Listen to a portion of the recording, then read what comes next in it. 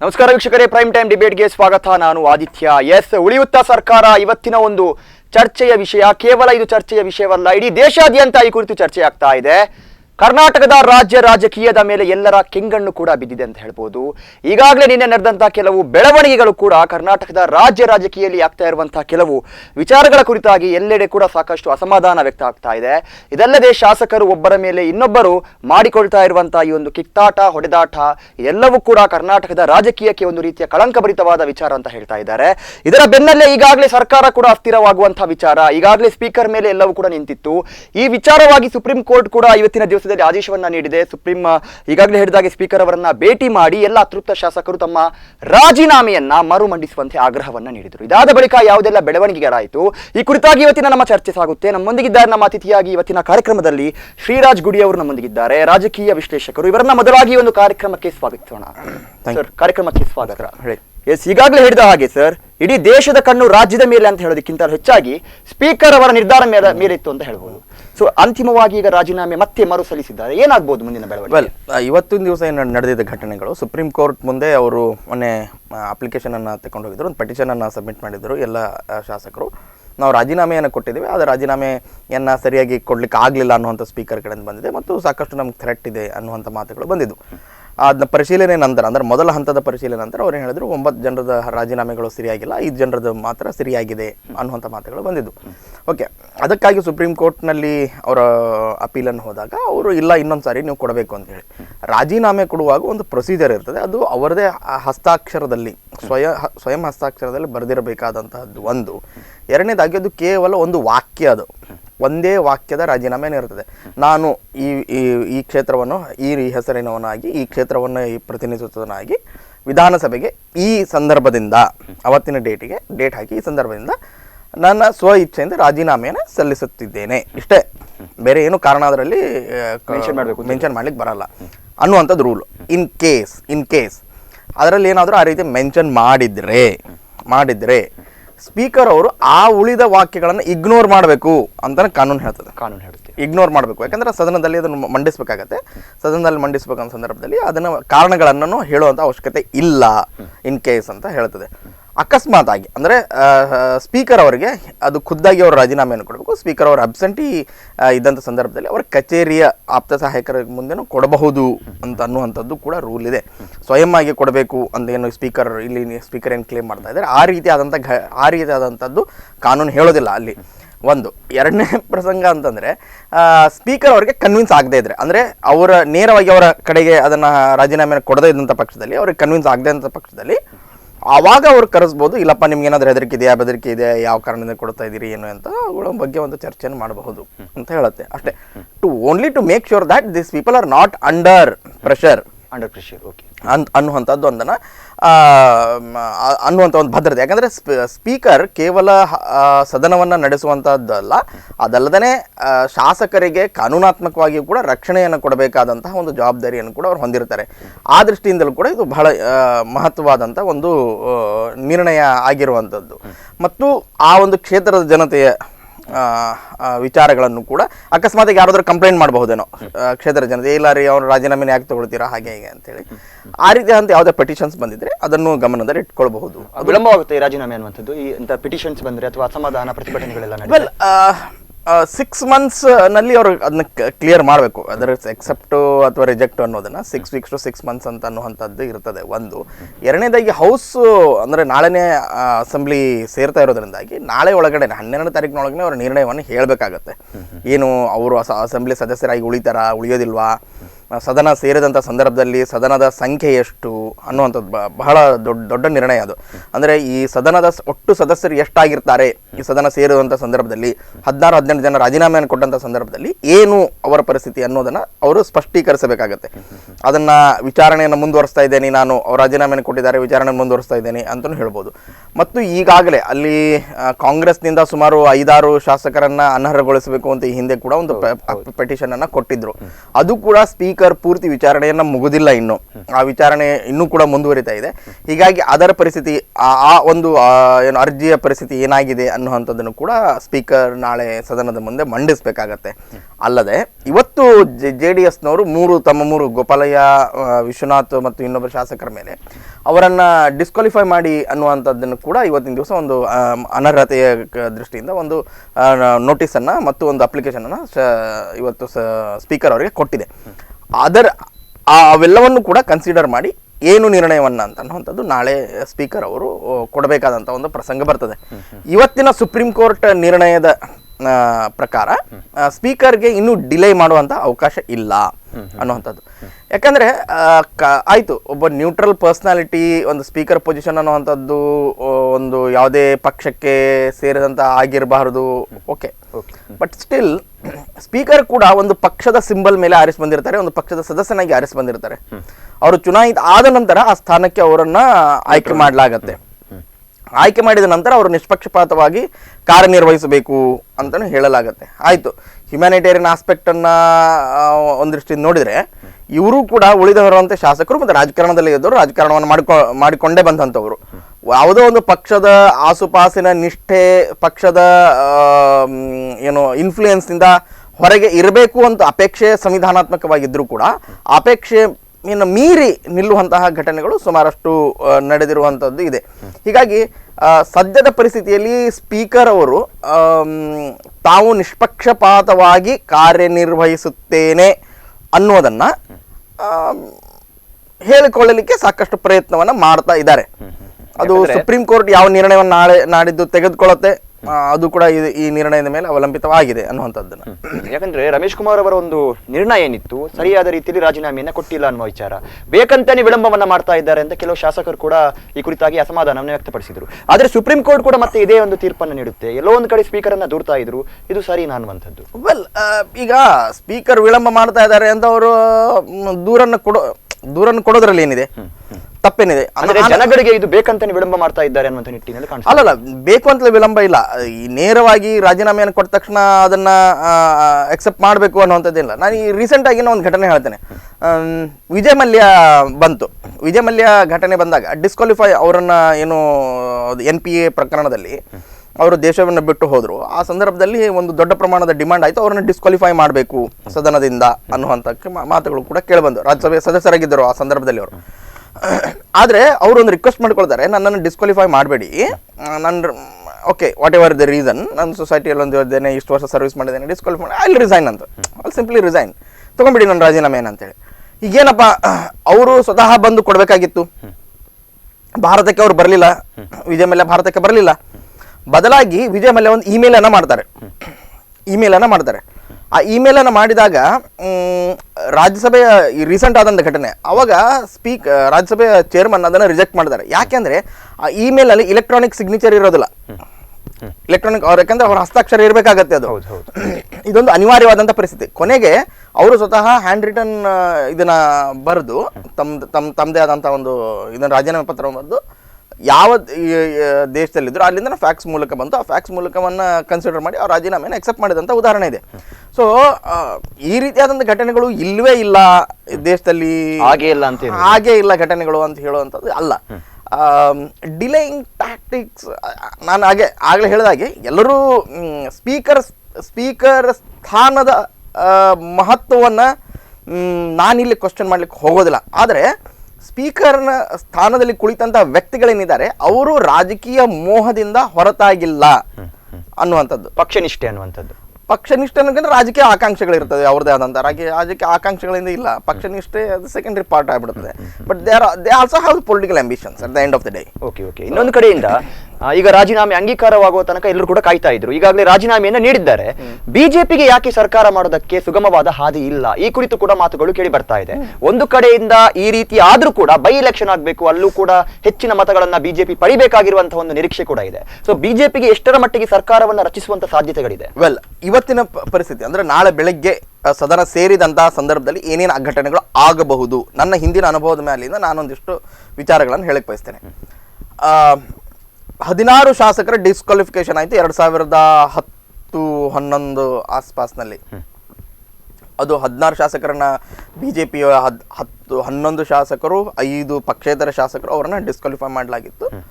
ಅದು ನಾಳೆ ಸದನವನ್ನ ಸೇರ್ಬೇಕು ಅನ್ನುವಂಥ ರಾಜ್ಯಪಾಲರ ಸೂಚನೆ, ನಾಳೆ ಬೆಳಗ್ಗೆ ಸೇರ್ಬೇಕು ಅಂತಿದ್ರೆ ಹಿಂದಿನ ರಾತ್ರಿಯ ಸಂಪೂರ್ಣ ಘಟನೆಗಳು ನಡೆದು ಬೆಳಕು ಮುಂಜಾನೆ 4 ರಿಂದ 5 ಗಂಟೆಯ ಮಧ್ಯದಲ್ಲಿ ಈ 16 ಅವರ ಶಾಸಕರ ಭವನದ ಕೊಠಡಿಗಳ ಬಾಗಿಲಿಗೆ ನಿಮ್ಮನ್ನ ಈ ಸದಸ್ಯತ್ವದಿಂದ ಹೊರಹಾಕಲಾಗಿದೆ, ನಿಮ್ಮನ್ನ ಸದಸ್ಯತ್ವ ಡಿಸ್ಕ್ವಾಲಿಫೈ ಮಾಡಲಾಗಿದೆ ಅಂತೇಳಿ ಒಂದು ನೋಟಿಸನ್ನು ಸ್ಪೀಕರ್ ಕಡೆಯಿಂದ ಅದನ್ನ ಪೇಸ್ಟ್ ಮಾಡಲಾಗಿತ್ತು. ಆಯ್ತಾ? ಸೊ 16 ಶಾಸಕರಿಗೆ ಸ್ವಂತಕ್ಕೆ ಏನು ನೋಟಿಸನ್ನು ಕೊಡಲಿಲ್ಲ, ನೇರವಾಗಿ ಅವ್ರನ್ನ ಡಿಸ್ಕ್ವಾಲಿಫೈ ಮಾಡಲಾಗಿತ್ತು. ಆ ಸದನಕ್ಕೆ ಅವ್ರು ಬರೋದಿಲ್ಲ ಅಂತ ಆಯಿತು. ರಾಜ್ಯಪಾಲರ ಸೂಚನೆ ಮೇರೆಗೆ ದೊಡ್ಡ ಪ್ರಮಾಣದಲ್ಲಿ ಗಲಾಟೆ ಆಯಿತು ವಿಧಾನ ಮಂಡಲದಲ್ಲಿ. ಧ್ವನಿಮತದಿಂದ ಇದನ್ನ ವಿಶ್ವಾಸಮತ ಅಂಗೀಕಾರ ಆಯಿತು ಅಂತ ಘೋಷಣೆ ಆಯಿತು ಸ್ಪೀಕರ್ ಅವರಿಂದ. ಯಡಿಯೂರಪ್ಪ ಸರ್ಕಾರ ಸೇಫ್ ಆಯ್ತು, ಅಲ್ಲಿಗೆ ಸೇಫ್ ಆಯ್ತು. 16 ಜನ ಇವರು ಸುಮಾರು ಒಂದು ಕಾಲು ವರ್ಷ ಸುಪ್ರೀಂ ಕೋರ್ಟ್ನಾಗೆ ಅಲ್ದಾಡಿದ್ರು. ಕೊನೆಗೆ ಸುಪ್ರೀಂ ಕೋರ್ಟ್ ನಿರ್ಣಯವನ್ನು ಕೊಡುತ್ತೆ, ಅವ್ರು ಯಾರು ಡಿಸ್ಕ್ವಾಲಿಫೈ ಆಗ್ಲಿಕ್ಕೆ ಸಾಧ್ಯ ಇಲ್ಲ, there all members of this house ಅಂತ ಹೇಳಿ. ಅವ್ರು ಎಲ್ಲರೂ ವಾಪಸ್ BJPಯನ್ನೇ ಸೇರ್ಕೊಂಡ್ರು. ಮತ್ತೆ ಸೊ BJPಯಿಂದ ಅವ್ರು ಯಾರು ದೂರ ಹೋಗ್ಲಿಲ್ಲ. ಅದರಲ್ಲಿ ಸಾಕಷ್ಟು ಜನ ಮುಂದೆ ಮಂತ್ರಿಗಳಾಗಿ ಮುಂದುವರೆದ್ರು, ಮತ್ತೆ ಚುನಾಯಿತರಾದರೂ ಕೂಡ. ಅದು ಕೂಡ ಈ ಘಟನೆ ನಡೆದಂತ ಉದಾಹರಣೆ ಇದೆ. ಸರ್ಕಾರ ಅಲ್ಲಿ ಸೇಫ್ ಆಗಿರುತ್ತೆ. ಇವತ್ತಿನ ಪರಿಸ್ಥಿತಿಯ BJPಯನ್ನು ನೋಡೋಣ. 224ರ ಸದನದಲ್ಲಿ BJPಗೆ ಇರುವಂತದ್ದು 105+2 ಈಗಿನ ಪರಿಸ್ಥಿತಿಯಲ್ಲಿ 2 ಜನ ಪಕ್ಷೇತರರು ಆಲ್ರೆಡಿ ಪಕ್ಷಾಂತರ ಈಗ ಮೈತ್ರಿಗೆ ಬೆಂಬಲವನ್ನು ಹಿಂತೆಗೆದುಕೊಂಡಿದ್ದಾರೆ. ಅವರು BJP ಜೊತೆ ಇರ್ತೇನೆ ಅನ್ನೋದು ರಾಜ್ಯಪಾಲರ ಪತ್ರವನ್ನು ಕೂಡ ಆ ರೀತಿ ಕೊಟ್ಟಿದ್ದಾರೆ. So 105+2 107 is currently the BJP strength, BJP alone. ಇನ್ನು JDS ಅವರು 119, JDS ಕಾಂಗ್ರೆಸ್ ಸೇರಿ 119 ಸೀಟ್ ಇದು. 119 ಸೀಟ್ಗಳಲ್ಲಿ ಈಗ 16 ಮೈನಸ್ ಅಂತಂದ್ರೆ ಅವ್ರದ್ದು ಸಂಖ್ಯೆ 101 ಮತ್ತು 2 ಜನ ಇವರಂತೂ ಹೊರಗಡೆ ಬಂದಿದ್ದಾರೆ. ಅದು 121 ಇತ್ತು, 119 ಆಗಿತ್ತು, ಅಲ್ಲಿಗೆ 101 ಅಂದ್ರೆ ನಾಳೆ ಸದನ ಸೇರಿದಂತ ಸಂದರ್ಭದಲ್ಲಿ ಸರ್ಕಾರದ ಬೆಂಬಲಕ್ಕೆ ಇರುವಂತಹ ಸದಸ್ಯರ ಸಂಖ್ಯೆ 101, ಸರ್ಕಾರದ ವಿರುದ್ಧವಾಗಿ ಇರುವಂತಹವರ ಸಂಖ್ಯೆ 107. ಅದು 101 ಪ್ಲಸ್ ಸ್ಪೀಕರ್ 102 ಆಯ್ತು. ಸೊ 100 ಇಲ್ಲ, ಅದು ಸೇರಿನೇ 101. ಸೊ ಅವ್ರು ಇನ್ನೂ ಒಂದು ಸಂಖ್ಯೆನ ಜಾಸ್ತಿ, ಏನೋ ಆಂಗ್ಲೋ ಇಂಡಿಯನ್ ಆದಿದಂತ ಅಂದ್ರೂ ಕೂಡ ಒಂದು ಸಂಖ್ಯೆ ಜಾಸ್ತಿ. So still they are 5 members. ಅವ್ರಿಗೆ ಪ್ರಾಬ್ಲಮ್ ಇದೆ. ಈ ಸರ್ಕಾರ ಅಲ್ಪಮತದಲ್ಲಿ ಇದೆ. ಈ ಸರ್ಕಾರಕ್ಕೆ ಯಾವುದೇ ರೀತಿಯಿಂದ ಸದನದಲ್ಲಿ ಬಹುಮತ ಇಲ್ಲ. ಇದು ಸತ್ಯ. ಎರಡಿದೆ. ಇದು ಎರಡನೇ ಕಂಡೀಷನ್ ಏನಾಗತ್ತೆ, 16 ಜನರಲ್ಲಿ 5 ಜನರ ರಾಜೀನಾಮೆಯನ್ನು ಅಂಗೀಕಾರ ಮಾಡಿ, ಅವ್ರು ಮುಂಚೆ ಹೇಳಿದಾಗ ಇಲ್ಲಪ್ಪ 5 ಜನರದ ನನಗೆ ಸರಿಯಾಗಿ ಕಂಡಿದೆ, 5 ಜನರ ರಾಜೀನಾಮೆಯನ್ನು ಅಂಗೀಕಾರ ಮಾಡಿ 5 ಜನರನ್ನ, ಈಗ ಯಾರ ಮೇಲೆ ಕಂಪ್ಲೇಂಟ್ ಇದೆಯೋ, ರಮೇಶ್ ಜಾರಕಿಹೊಳಿ, ಮಹೇಶ್ ಕಮಟಳ್ಳಿ, ಗೋಪಾಲಯ್ಯ, ವಿಶ್ವನಾಥ್ ಮತ್ತು ಇನ್ನೊಬ್ಬರು. ಸೊ ಈ ಒಂದು 5 ಜನರನ್ನ ಅವರೇನಾದ್ರೂ ಡಿಸ್ಕ್ವಾಲಿಫೈ ಮಾಡಿದಂತ ಪ್ರಸಂಗದಲ್ಲಿ ಅಂದ್ರೆ ಟೋಟಲ್ 10 ಜನರನ್ನ ರಾಜೀನಾಮೆಯನ್ನು ಅಂಗೀಕಾರ ಮಾಡಲೇಬೇಕಾಗತ್ತೆ. ಅಂಗೀಕಾರದಿಂದ ಹಿಂಸರಿಯಲಿಕ್ಕೆ ಸಾಧ್ಯ ಇಲ್ಲ ಇನ್ನು. ಯಾಕಂದ್ರೆ ಅವರೇ ಹೇಳಿದಾಗೆ ರಾಜೀನಾಮೆಗಳು ಫಾರ್ಮ್ಯಾಟ್ ನಲ್ಲಿ ಇವೆ ಮತ್ತು ಅವರು ಆಲ್ರೆಡಿ ಅವ್ರ ಮುಂದೆ ಪ್ರೆಸೆಂಟ್ ಆಗಿ ಸಬ್ಮಿಷನ್ ಮಾಡಿದ್ದಾರೆ. ಇನ್ನೊಂದು ಪ್ರಸಂಗ ಇದೆ. ಮೂರನೇ ಪ್ರಸಂಗ ಏನು ಅಂದ್ರೆ, ಈ ರಾಜೀನಾಮೆಗಳಲ್ಲಿ ಕೇವಲ 5 ಅಕ್ಸೆಪ್ಟ್ ಮಾಡ್ಬೋದು. ಯಾಕಂದ್ರೆ ಅವ್ರಿನ್ನು ರೋಷನ್ ಬೇಗು, ರಾಮಲಿಂಗಾರೆಡ್ಡಿ, MTB ನಾಗರಾಜು, ಸುಧಾಕರು ಇವರಿಗೆಲ್ಲ ಬೇರೆ ಬೇರೆ ದಿನಗಳಲ್ಲಿ ಭೇಟಿ ಆಗ್ಲಿಕ್ಕೆ ಸಮಯವನ್ನು ಕೊಟ್ಟಿದ್ದಾರೆ. ಸೊ ಇದೊಂದು 5 ಪ್ರತ್ಯೇಕ ಕೇಸ್ಗಳೇನಿದೆ, ಇವುಗಳಿಗೆ ನಾ ಇನ್ನೂ ವಿಚಾರಣೆ ಮಾಡಿಲ್ಲ, ಅವ್ರು ಯಾರು ನನ್ನ ಮುಂದೆ ಪ್ರೆಸೆಂಟ್ ಮಾಡಲಿಲ್ಲ ಅನ್ನುವಂತ ಒಂದು ಪೊಸಿಷನ್ ಅನ್ನು ನಾಳೆ ಸ್ಪೀಕರ್ ಅವರು ತೆಗೆದುಕೊಳ್ಬಹುದು. ಅಂತ ಸಂದರ್ಭದಲ್ಲಿ 5 ಮೈನಸ್ ಆಗತ್ತೆ ಹೌಸ್ನಿಂದ, ಇನ್ನು 5 ಪೆಂಡಿಂಗ್ ಇಡಬಹುದು ಅವರು. ಸೊ ಇವ್ರದ್ದು ಪರಿಸ್ಥಿತಿ ನನಗೇನು ಗೊತ್ತಿಲ್ಲ ಅಂತಂದಿರ್ಬೋದು. ಅವಾಗ ಇಡೀ ಸದನದ ಸಂಖ್ಯೆ 224 -5 ಆಗುತ್ತೆ. -5 ಆದಂತ ಸಂದರ್ಭದಲ್ಲಿ 117-18 ಆಸ್ಪಾಸಿಗೆ ಬಹುಮತ ಬರಬೇಕಾಗತ್ತೆ. ಆವಾಗ ಕಾಂಗ್ರೆಸ್ ಮತ್ತು JDSಗೆ ಇನ್ನೂ ಒಂದು ಸ್ವರೂಪದಲ್ಲಿ ಇರ್ತದೆ. ಏನಂದ್ರೆ ಉಳಿದಂತ 5 ಜನರ ಜೊತೆ ನಾನು ನೆಗೋಷಿಯೇಟ್ ಮಾಡಬಹುದೇನೋ ಅನ್ನುವಂತ ಒಂದು ಚಾನ್ಸ್ ಅದು ಕೂಡ ಬರುತ್ತೆ. ಇನ್ನು 4ನೇ ಪ್ರಸಂಗ, ಈಗ ಆಲ್ರೆಡಿ 16 ಜನ ಏನಿದ್ದಾರೆ ಅವರು ನಾಳೆ ಸದನಕ್ಕೆ ಬರದೇ ಇದ್ದಂಥ ಸಂದರ್ಭದಲ್ಲಿ ಸಡನ್ ಆಗಿ ಬಿಜೆಪಿ ಅವಿಶ್ವಾಸ ಗೊತ್ತುವಳಿಯನ್ನು ಮಂಡಿಸಬಹುದು. ಇಲ್ಲಪ್ಪ ನಿಮ್ಮಲ್ಲಿ ಬಹುಮತ ಇಲ್ಲ, ನೀವು ಅಲ್ಲಿ ಕೂಡ್ಲಿಕ್ಕೆ ಯೋಗ್ಯ ಇಲ್ಲ, ನೀವು ಸದನವನ್ನು ಚರ್ಚೆ ಮಾಡಿ ಮತಕ್ಕೆ ಹಾಕಿ ನಾನು ಅವಿಶ್ವಾಸ ಗೊತ್ತುವಳಿಯನ್ನು ತರ್ತೇವೆ ಅಂತೇಳಿ ಅವರು ನಾಳೆನೇ ನೋಟಿಸ್ ಕೊಡ್ಬೋದು. ನಾಳೆ ನೋಟಿಸ್ ಕೊಟ್ಟರೆ ಅದನ್ನು ಸ್ಪೀಕರ್ ಎಕ್ಸೆಪ್ಟ್ ಮಾಡ್ಬೋದು ಬಿಡ್ಬೋದು, ಅದು ಸ್ಪೀಕರಿಗೆ ಸಂಬಂಧಪಟ್ಟಂಥದ್ದು. ಸೊ ಸ್ಪೀಕರ್ ಎಕ್ಸೆಪ್ಟ್ ಮಾಡಿದಂಥ ಸಂದರ್ಭದಲ್ಲಿ, ಅವಿಶ್ವಾಸ ಗೊತ್ತುವಳಿಯನ್ನು ಎಕ್ಸೆಪ್ಟ್ ಮಾಡಿದ ಸಂದರ್ಭದಲ್ಲಿ ಚರ್ಚೆ ಆಗುತ್ತೆ. ಚರ್ಚೆ ಸಂದರ್ಭದಲ್ಲಿ ಮತದಾನ ಆಗಬೇಕು. ಮತದಾನ ಆಗಿ ಸದನ ಔಟ್ ಆಗಬೇಕು. ಇನ್ ಕೇಸ್ ಈ ಹಿಂದೆ 2010-11ರಲ್ಲಿ ನಡೆದಂಥ ಘಟನೆವಾಳಿನೇ ಪುನರಾವರ್ತಿ ಆದರೆ ಕೇವಲ ಧ್ವನಿ ಮತದಲ್ಲಿ ಅವರೇನಾದರೂ ಅಂಗೀಕಾರ ಮಾಡಿಬಿಟ್ರೆ, ಧ್ವನಿ ಮತದ ಒಂದು ಸಾರಿ ಸ್ಪೀಕರ್ ಏನಾದರೂ ಧ್ವನಿ ಮತದಿಂದ ಅಂಗೀಕಾರ, ಇದು ವಿಶ್ವಾಸಮತ ಅಂಗೀಕಾರ ಅಂತ ಏನಾದರೂ ಘೋಷಣೆ ಮಾಡಿಬಿಟ್ರೆ ಇನ್ನು 6 ತಿಂಗಳವರೆಗೆ ಸರ್ಕಾರವನ್ನು ಯಾರು ಟಚ್ ಮಾಡೋಕ್ಕಾಗಲ್ಲ. ಅದು ರಾಜ್ಯಪಾಲರಾಗಲಿ ಮತ್ತು ಸ್ಪೀಕರ್ ಆಗಲಿ ಯಾರು ಕೂಡ ಟಚ್ ಮಾಡೋಕ್ಕಾಗಲ್ಲ. ಯಾಕಂದರೆ ಒಂದು ಸಾರಿ ಸ್ಪೀಕರ್ ಅನ್ನುವಂಥದ್ದು ಅಷ್ಟು ದೊಡ್ಡ ಪೊಸಿಷನ್ ಇರ್ತದೆ ಅದು. ಸೊ ಹೀಗಾಗಿ ಆ ಚಾನ್ಸಸ್ಸನ್ನು ರೂಲ್ ಔಟ್ ಮಾಡೋಕ್ಕಾಗಲ್ಲ. 5ನೇ ಪರಿಸ್ಥಿತಿ ಏನಪ್ಪ ಅಂತಂದರೆ, ರಾಜ್ಯಪಾಲರು ಒಂದೇನಾದರೂ ಸೂಚನೆಯನ್ನು ಕೊಡಬಹುದು ಮುಖ್ಯಮಂತ್ರಿಯವರಿಗೆ ನಾಳೆ ಬೆಳಗಿನವರೆಗೆ. ಇಲ್ಲಪ್ಪ ನೀವು ವಿಶ್ವಾಸಮತವನ್ನು ಕೇಳ್ರಿ ಸದನದಲ್ಲಿ, ಯಾಕೋ ನನಗೆ ಅನ್ಸುತ್ತೆ ಇಷ್ಟು ಜನ ಬಂದು ಪಿಟಿಷನನ್ನು ಕೊಟ್ಟಿದ್ದಾರೆ ನನ್ನ ಎದುರುಗಡೆ, ರಾಜ್ಯದಲ್ಲಿ ಸುಮಾರಷ್ಟು ಘಟನಾವಳಿಗೆ ನಡೆದಿದೆ, ನಿಮ್ಮದೇ ಮೆಂಬರನ್ನು ಕಾಲರ್ ಹಿಡ್ಕೊಂಡು ಒಳಗಡೆ ಎತ್ಕೊಂಡು ಹೋಗಿದ್ದಾರೆ, ನಿಮ್ಮ ಮಂತ್ರಿಗಳು ಬಂದು ನನ್ನ ಮುಂದೆ ರಾಜೀನಾಮೆ, ನನ್ನ ಮುಂದೆ MTV ನಾಗರಾಜ್ ಮಂತ್ರಿ ಆಗಿದ್ದಂಥವ್ರು ನನ್ನ ಮುಂದೆ ಬಂದು ರಾಜೀನಾಮೆಯನ್ನು ಕೊಟ್ಟಿದ್ದಾರೆ, ಅವರು ಎಕ್ಸ್ಪ್ಲೈನ್ ಮಾಡಿದ್ದಾರೆ ನನಗೆಲ್ಲವನ್ನು. ಸೊ ಹೀಗಾಗಿ ನೀವು ವಿಶ್ವಾಸಮತವನ್ನು ಕೇಳಿ ಅಂತ ಸೂಚನೆಯನ್ನು ಕೊಡಬಹುದು. ಆ ಸೂಚನೆಯನ್ನು ಕೊಟ್ಟಂಥ ಸಂದರ್ಭದಲ್ಲೂ ಕೂಡ ಆ ವಿಶ್ವಾಸ ಮತವನ್ನು ಧ್ವನಿ ಮತದಿಂದ ಆಯ್ತಪ್ಪ ನಾನು ಘೋಷಣೆ ಮಾಡಕ್ಕೇನು, ಧ್ವನಿ ಮತ ಅಂದ್ರೆ ಯಾರು ಅಲ್ಲೇನೆ ಆಂಬಿಯನ್ಸನ್ನು ಸ್ಕೇಲ್ ಮಾಡಕ್ಕೆ ಗೊತ್ತಿರಲ್ಲ ಏನಿಲ್ಲ ಅಲ್ಲಿ. ಸೊ ಇಲ್ಲಪ್ಪ ಅಂಗೀಕಾರ ಆಯಿತು ಅಂತ ಏನಾದರೂ ಸ್ಪೀಕರ್ ಘೋಷಣೆ ಮಾಡಿದ ಸಂದರ್ಭದಲ್ಲಿ ಮತ್ತೆ ಇದು 6 ತಿಂಗಳ ಕಾಲ ಏನು ಮಾಡೋಕ್ಕಾಗಲ್ಲ. ಅಂದ್ರೆ ಸರ್ಕಾರ ಬದಲಾವಣೆ ಆಗಲ್ವಾ ಅಥವಾ ಸರ್ಕಾರ ರಚನೆಗೆ ಸರ್ಕಾರ ಬದಲಾವಣೆ ಆಗ್ಲಿಕ್ಕೆ ಸಾಧ್ಯನೇ ಇಲ್ಲ. ಸೊ ಇಂಥ ಸಂದರ್ಭದಲ್ಲಿ ಯಾವ ರೀತಿಯ ನಿರ್ಣಯವನ್ನು ತಗೊಳ್ಬಹುದು ಸರ್ ಹಾಗಾದ್ರೆ ರಾಜ್ಯದ ಆಳ್ವಿಕೆಯ ಕುರಿತಾಗಿ? ಯಾಕಂದ್ರೆ ಸದನದಲ್ಲಿ ಈಗ ಬಹುಮತವನ್ನ ಧ್ವನಿ ಮತದಿಂದ ಅಂಗೀಕಾರ ಮಾಡಿಬಿಟ್ಟಿದ್ದಾರೆ ಅವರು. ಇನ್ನು 10 ಜನ ಏನು ರಾಜೀನಾಮೆ ಅಂಗೀಕಾರ ಆಗಿರುತ್ತದೆ. 10 ಜನ ರಾಜೀನಾಮೆ ಅಂಗೀಕಾರದ ಸಂದರ್ಭದಲ್ಲಿ ಅವರು ಇದಕ್ಕೆ ಹೋಗ್ಬೋದು, ಏನಂದ್ರೆ ಇಲೆಕ್ಷನ್ಗೆ ಹೋಗ್ಬೋದು ಇನ್ನೊಂದ್ಸರಿ. ಆ ಇಲೆಕ್ಷನ್ ಅಲ್ಲಿ ಯಾರಿಗೆ ಎಷ್ಟು ಸೀಟ್ ಗೆಲ್ತಾರೋ ಆ ಸಂದರ್ಭದಲ್ಲಿ ಡಿಸೈಡ್ ಆಗತ್ತೆ ಅದು. 10 ಸೀಟ್ಗಳಲ್ಲಿ ಬಿಜೆಪಿ ಏನಾದರೂ ಈಗ ಸುಮಾರು ಈಗ 113, 114 ಬೇಕು ಅಂದರೆ ಅಟ್ಲೀಸ್ಟ್ 10 ಸೀಟ್ಸ್ ಅವರು safe in case of 1+1 -1 safe ದೃಷ್ಟಿಯಿಂದ ಕೂಡ 10 ಸೀಟ್ ಗೆಲ್ಬೇಕಾಗುತ್ತೆ ಬಿಜೆಪಿ. ಬೈ ಎಲೆಕ್ಷನ್ ಅನ್ನುವಂಥದ್ದು ಪ್ರಮುಖವಾದ ಪಾತ್ರವನ್ನು ವಹಿಸಲೇಬೇಕು. ಖಂಡಿತವಾಗಿಯೂ ಆ ಉಪಚುನಾವಣೆಗಳಲ್ಲಿ 10ಕ್ಕೆ 10 ಸ್ಥಾನಗಳನ್ನ ಬಿಜೆಪಿ ಗೆದ್ದರೆ ಮಾತ್ರ ಅವರಿಗೆ ಸರ್ಕಾರದಲ್ಲಿ ವಾಪಸ್ ಬರ್ಲಿಕ್ಕೆ ಆಗತ್ತೆ, ಇಲ್ಲಾಂದ್ರೆ ಕಷ್ಟ ಆಗತ್ತೆ.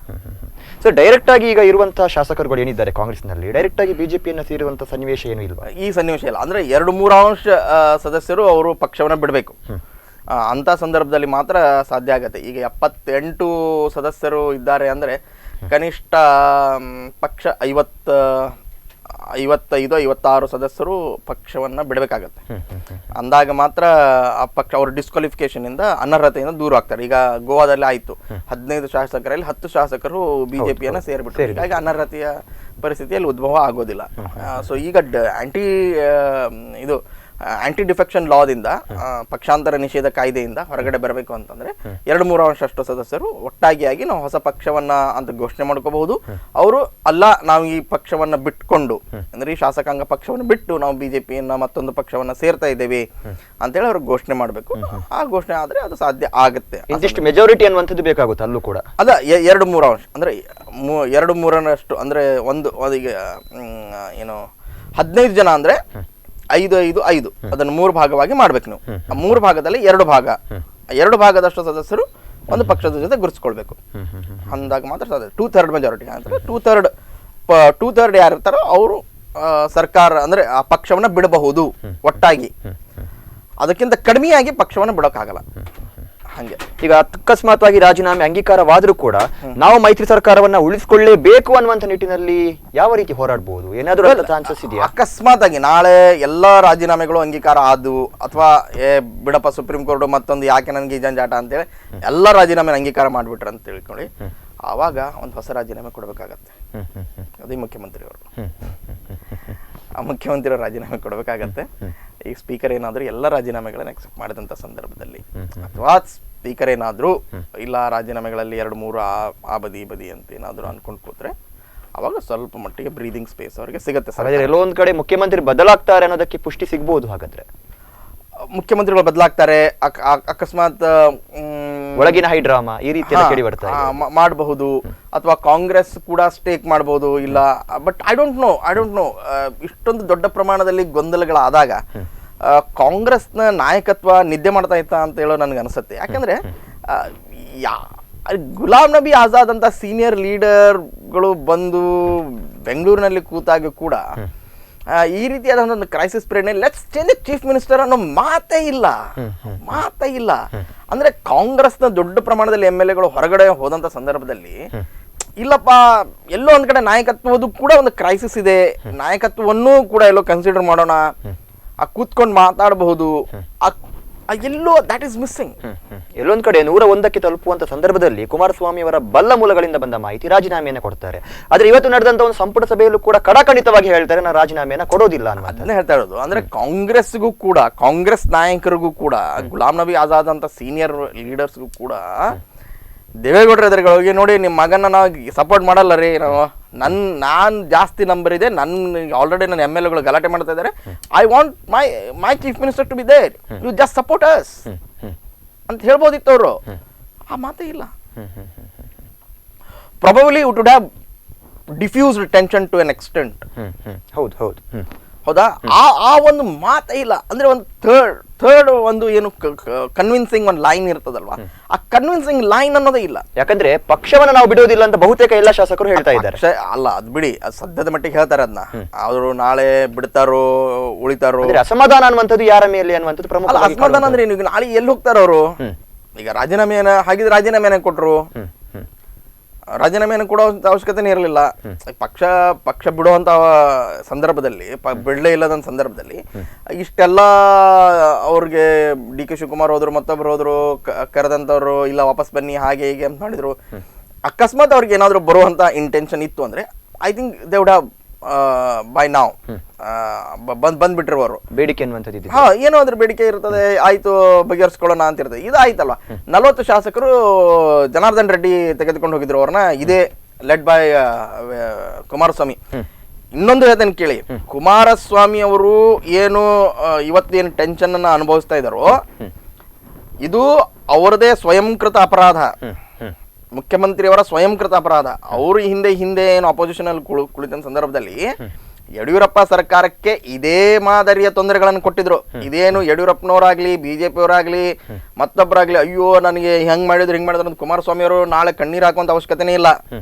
ಇದು ಈ ರಾಜ್ಯದ ರಾಜಕಾರಣಕ್ಕೆ ಕುಮಾರಸ್ವಾಮಿ ಅವ್ರ ಗಿಫ್ಟ್. ಇದು ಗೊಂದಲ ಅನ್ನುವಂಥದ್ದು ಅದೇ ಶಾಸಕರನ್ನ ಆ ಬದಿ ಕರ್ಕೊಂಡು ಹೋಗೋದು, ಈ ಬದಿ ಕರ್ಕೊಂಡು ಹೋಗೋದು, ಖರೀದಿ ಮಾಡಿಸೋದು, ಇವೆಲ್ಲವೂ ಕೂಡ ಎಲ್ಲ ರಾಜಕಾರಣಗಳು ಕೂಡ ಕುಮಾರಸ್ವಾಮಿ ಅವ್ರ ಗಿಫ್ಟ್. ಇದು ದೊಡ್ಡ ಪ್ರಮಾಣದಲ್ಲಿ ಬಿಜೆಪಿ 5 ವರ್ಷಗಳ ಸರ್ಕಾರ ನಡಿಲೇಬಾರದು ಅನ್ನುವಂತ ಹಠಕ್ಕೆ ಬಿದ್ದು ದೊಡ್ಡ ಪ್ರಮಾಣದಲ್ಲಿ ಇದನ್ನ ಮಾಡಿದ್ರು. ಅವ್ರನ್ನ ಜನಾರ್ದನ್ ರೆಡ್ಡಿನ ಪ್ರೋತ್ಸಾಹ ಮಾಡಿದ್ರು, ಅಲ್ಲಿ ಹೋಗಿ ಇಲ್ಲಿ ಹೋಗಿ ಅಂತ ಹೇಳಿ. ಅದೇ ಜನಾರ್ದನ್ ರೆಡ್ಡಿ ವಿರುದ್ಧ ಲೋಕಾಯುಕ್ತವನ್ನ ಮಾಡಿ ಅವ್ರನ್ನ ಹೊರಗಾಕ್ಸೋದು, ಯಡಿಯೂರಪ್ಪನವ್ರ ವಿರುದ್ಧ ದಿನ ಬೆಳಗಾದ್ರೆ ಒಂದೊಂದು ಲೀಕ್ ಮಾಡುವಂತ ಪ್ರಸಂಗಗಳು.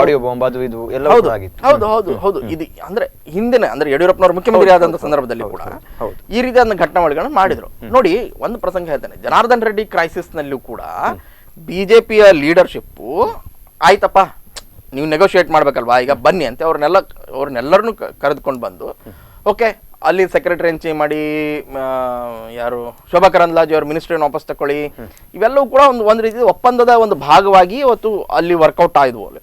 ಹೌದಾ? ಆ ರೀತಿಯಾದಂಥ ಯಾವುದೋ ಒಂದು ಪ್ರಸಂಗ ಬಹುಶಃ ಇಲ್ಲಿ ನಡೀತಾ ಇತ್ತು. ಕಾಂಗ್ರೆಸ್ ಹೈಕಮಾಂಡ್ ಏನಾದ್ರೂ ಅಲರ್ಟ್ ಇದ್ದಂತ ಪರಿಸ್ಥಿತಿಯಲ್ಲಿ ನನಗನ್ಸುತ್ತೆ ಕಾಂಗ್ರೆಸ್ ಹೈಕಮಾಂಡ್ ಇಂಟ್ರೆಸ್ಟೇ ಇಲ್ಲ, ರಾಜಕಾರಣ ಮಾಡ್ಲಿಕ್ಕೆ ಇಂಟ್ರೆಸ್ಟೇ ಇಲ್ಲ. I think if they are not interested in do politics, I think they should dissolve the party. Okay, ಅಷ್ಟೊಂದು ಮಟ್ಟಕ್ಕೆ ಹೋಗ್ಬೇಕು ಅವರು. ಅಟ್ಲೀಸ್ಟ್ ಅದನ್ನೇ ಹೇಳ್ತಾ ಇರೋದು. ಅಂದ್ರೆ ಗುಲಾಮ್ ನಬಿ ಆಜಾದ್ ನಂತ ಸೀನಿಯರ್ ಮೋಸ್ಟ್ ಲೀಡರ್ ಬಂದು ಕುಳಿತಾಗಿಯೂ ಸಹ ದೇವೇಗೌಡರಿಗೆ ನೇರವಾಗಿ ಹೇಳುವಂತ ಗಟ್ಸ್ ಇಲ್ಲ ಅಂದ್ಮೇಲೆ ಸರ್ಕಾರ ಯಾಕೆ ಬೇಕ್ರಿ, ಪಾರ್ಟಿ ಯಾಕೆ ಬೇಕು, ಬಿಟ್ಬಿಡಿ. ಬಹುಶಃ ಇದೇ ಮಾತನ್ನ MLAಗಳು ಹೇಳ್ತಾ ಇದ್ದಿರ್ಬೋದು. ಅಸಮಾಧಾನಕ್ಕೆ ಕಾರಣ ಕೂಡ ಇದೆ. ಹೌದು, 78 ನೋಡಿ, ನೀವು ಆಯ್ತು ಸರ್ಕಾರವನ್ನು ಮಾಡುವ ಒಬ್ಬ ವಿರೋಧ ಪಕ್ಷದಲ್ಲೂ ಕುಳಿತುಕೊಳ್ಳಲಿಕ್ಕೆ ಯೋಗ್ಯತೆ, ಅಂದರೆ ನಂಬರಿನ ಮೇಲಿನ ಯೋಗ್ಯತೆಗಳು ಇರದಂತಹ ಪ್ರಸಂಗದ ಒಂದು ಪಕ್ಷವನ್ನು ತೆಗೆದುಕೊಂಡು ಮುಖ್ಯಮಂತ್ರಿಯ ಸ್ಥಾನವನ್ನು ಕೊಡ್ತೀರಿ ಮೇಲೆ ಏನದು ನೀವು ಯಾರಿಗೆ ಸರೆಂಡರ್ ಆಗ್ತಾ ಇದ್ದೀರಾ? ಹೌದು ಹೌದು ಅಲ್ವಾ? ಸೊ ಆ ರೀತಿಯಾದಂಥ ಒಂದು ವಿಚಾರ ಒಂದು. ಎರಡನೇದು, ಕಾಂಗ್ರೆಸ್ ಇದು 2019 ನಮ್ಮ ಮೇದ ಚುನಾವಣೆ ಎಂಬ ಆಯಿತು. ಆ ಚುನಾವಣೆ ನಂತರ ಕಾಂಗ್ರೆಸ್ ಪಕ್ಷದಲ್ಲಿ ಆಂತರಿಕವಾಗಿ ಸಾಕಷ್ಟು ಒಂದು ರೀತಿಯಾದ ಬೇಗುದಿಗಳು ಶುರುವಾಗಿದೆ. ಏನದು? ಕರಾವಳಿ, ಮಧ್ಯ ಕರ್ನಾಟಕ, ಉತ್ತರ ಕರ್ನಾಟಕದಲ್ಲಿ ಅವರ ನೇರ ಎದುರಾಳಿ ಬಿಜೆಪಿ. ಹೌದು ಹೌದು ದಕ್ಷಿಣ ಕರ್ನಾಟಕದಲ್ಲಿ ಅಂದ್ರೆ JDS ಗೆದ್ದಿರುವಂತ 38 ಸೀಟುಗಳಲ್ಲಿ ಅದು JDS ವರ್ಸಸ್ ಕಾಂಗ್ರೆಸ್. ಅಲ್ಲಿ ಬೇರೆ ಯಾವುದು ಅಲ್ಲ, ಇಲ್ಲ ಇಲ್ಲ ಬೇರೆ ಯಾವುದು ಅಲ್ಲ. ಬಿಜೆಪಿಯ ಒಂದು ಏನು ಎಕ್ಸ್ಟ್ರಾರ್ಡಿನರಿ ಪರ್ಫಾರ್ಮೆನ್ಸ್ ಈ ಚುನಾವಣೆಯಲ್ಲಿ ದಕ್ಷಿಣ ಭಾಗದಲ್ಲಿ ಕಂಡು ಬಂದಿದೆ. ಅದು ಚಿಕ್ಕಬಳ್ಳಾಪುರ ಆಗಿರ್ಬೋದು, ಕೋಲಾರ ಆಗಿರ್ಬೋದು, ಚಿತ್ರದುರ್ಗ ಮತ್ತೆ ಚಾಮರಾಜನಗರ ಟಫ್ ಫೈಟ್ ಕೊಡ್ಬೋದಿತ್ತೇನೋ ಅವರು ಇದರಲ್ಲಿ.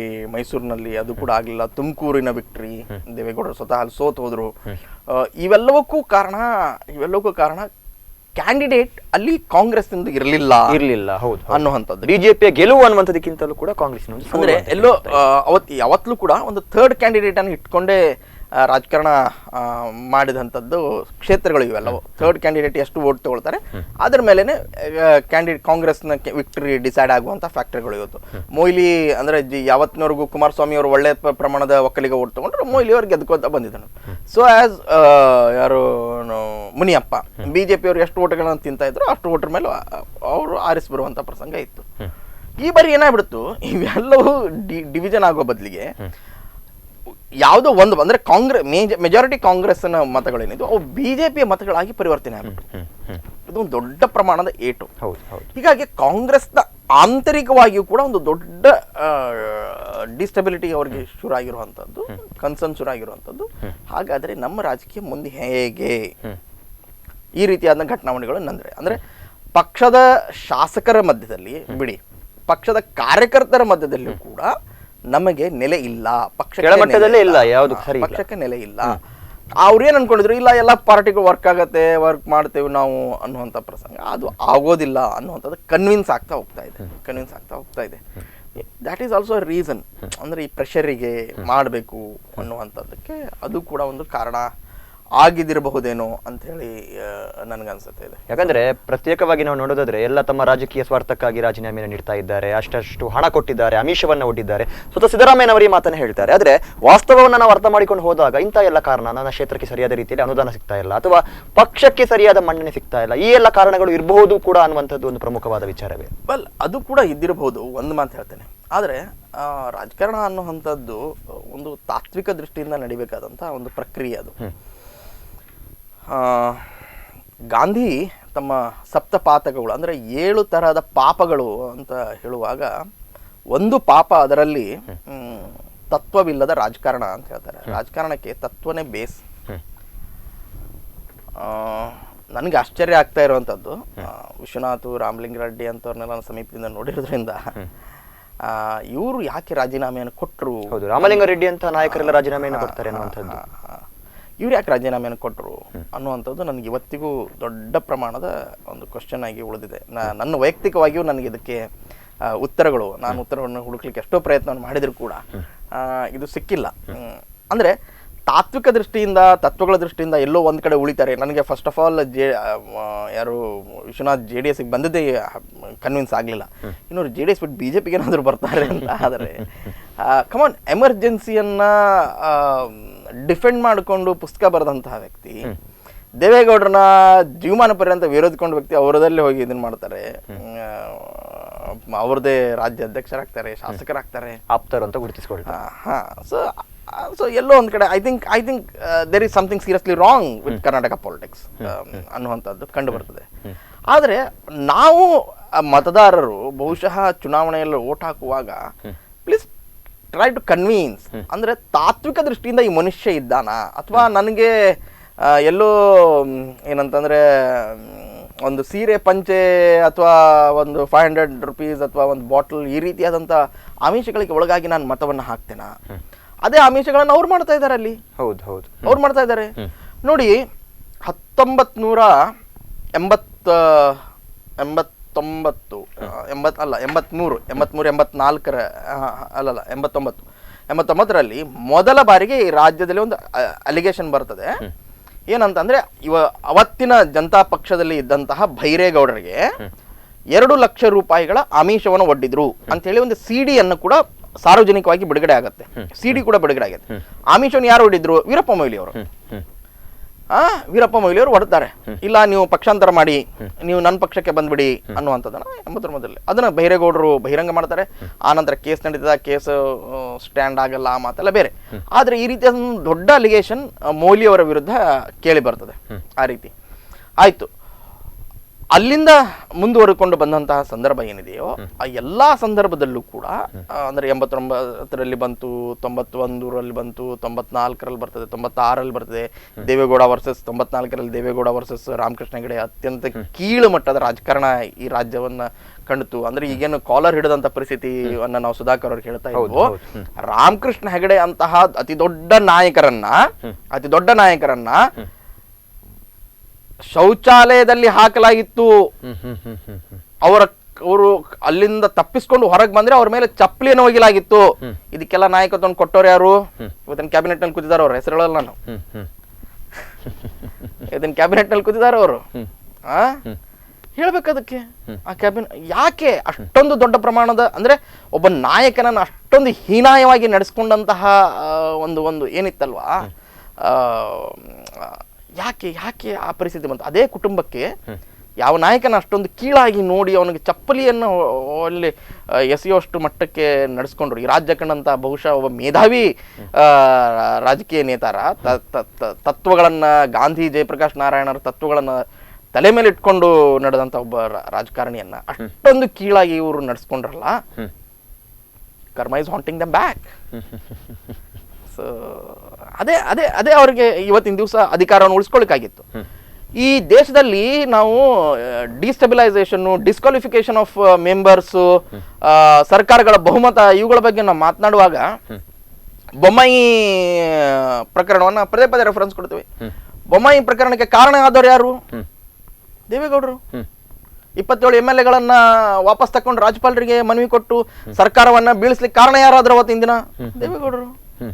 ಯಾಕೆ ಮತ್ತಿಲ್ಲ?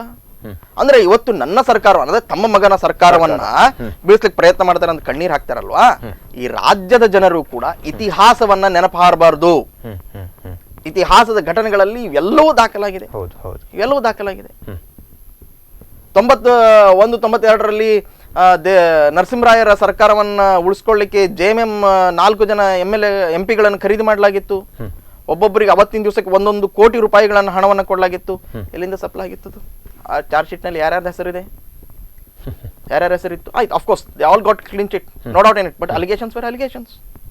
ವೀರಪ್ಪ ಮೊಯ್ಲಿ ಅವರ ಹೆಸರಿತ್ತು, KJ ಜಾರ್ಜ್ ಹೆಸರಿತ್ತು, ರಾಮಲಿಂಗಾರೆಡ್ಡಿ ಅವರ ಹೆಸರಿತ್ತು. ಇವರೆಲ್ಲರ ಮೇಲೆ ಎನ್ಕ್ವೈರಿ ಆಯಿತು, CBI ಎನ್ಕ್ವೈರಿ ಆಗಿತ್ತು. ಒಂದು ಕರೆ ಇದೆ, ಕರೆನ ಸ್ವೀಕರಿಸೋಣ. ನಮಸ್ತೆ ಸರ್. ನಮಸ್ಕಾರ ಸರ್. ನಿಮ್ಮ ಹೆಸರಿಂದ ಕರೆ ಮಾಡ್ತಾ ಇದ್ದೀರಾ? ಸರ್, ಬೆಂಗಳೂರಿಂದ ಬಸವರಾಜ್ ಅಂದ್ಬಿಟ್ಟು. Yes sir. ಈಗಾಗಲೇ ಸರ್ಕಾರದ ಒಂದು ಪತನ ಅಥವಾ ಒಂದು ಉಳಿಯುತ್ತಾ ಈ ಕುರಿತಾಗಿ ನಮ್ಮ ಒಂದು ಚರ್ಚೆ ಸಾಗ್ತಾ ಇದೆ. ಈ ಕುರಿತಾಗಿ ತಮ್ಮ ಅಭಿಪ್ರಾಯವನ್ನ ವ್ಯಕ್ತಪಡಿಸಬಹುದು ಸರ್.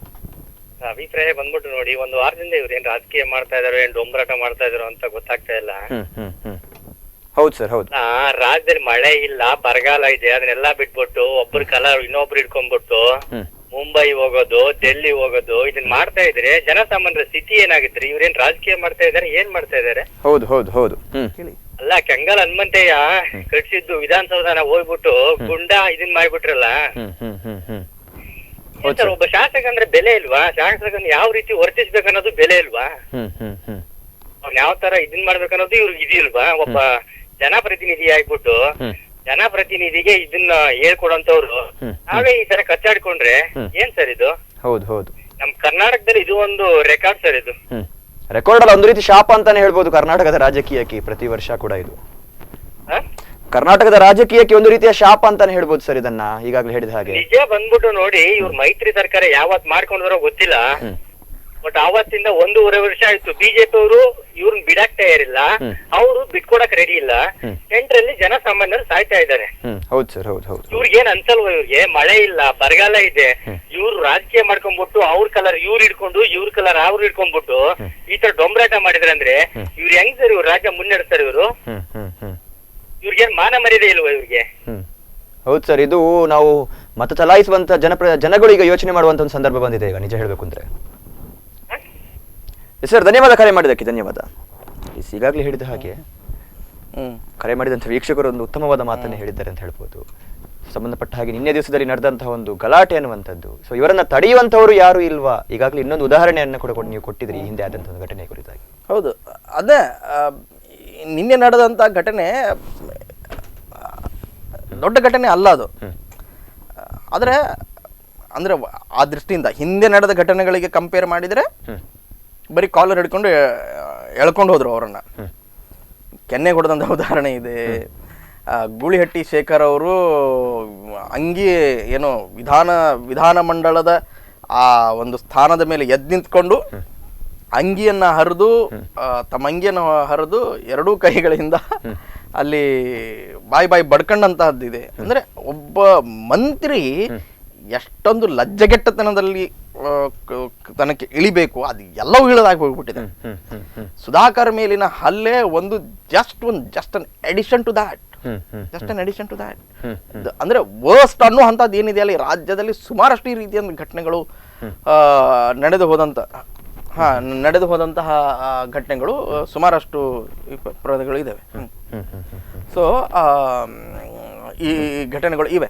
ಹೀಗಾಗಿ ಸರ್ಕಾರ, ಈ ಒಂದು ಸರ್ಕಾರದಲ್ಲಿ ನಡೀತಾ ಇರೋ ಘಟನೆಗಳಿಗೆ ನನಗೆ ತೀರಾ ಅತಿರೇಕ ಅಂತ ಅನ್ಸೋದಿಲ್ಲ. May be all expected lines. But ಏನಂದ್ರೆ ದಿನೇಶ್ ಗುಂಡೂರಾವ್ ಒಬ್ಬ decent person, but I didn't expect him to push Sudhakar, but decent politician.